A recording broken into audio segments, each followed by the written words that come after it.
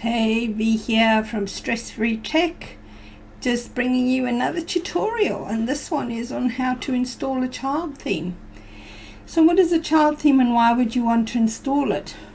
Well, really it's an add-on to your existing WordPress theme, and it's something that inherits the functionality of your main theme.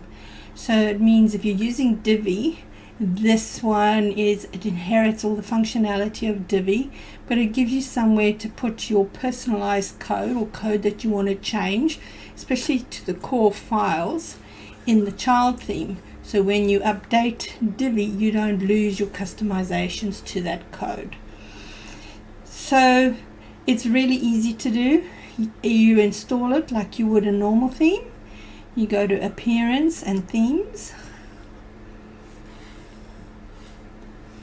and you click Add New,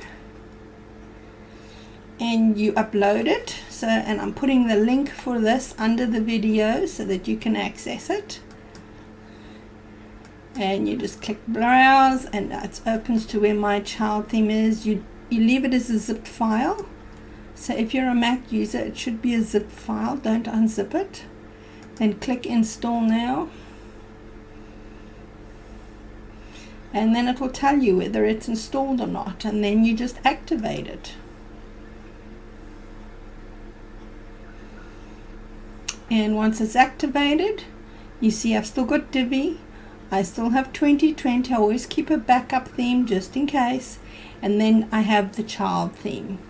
And you'll see if I go to my pages, it still looks exactly the same as Divi. So if I edit this is my test website. So the new WordPress. I'll just go back to I don't like this new WordPress, but that's okay. So here it goes into the visual builder. So it's still using Divi. So you'll still see, you know, your sections and your modules and everything. You'll still see them like you normally do. So I hope that helps. All right, take care. Bye.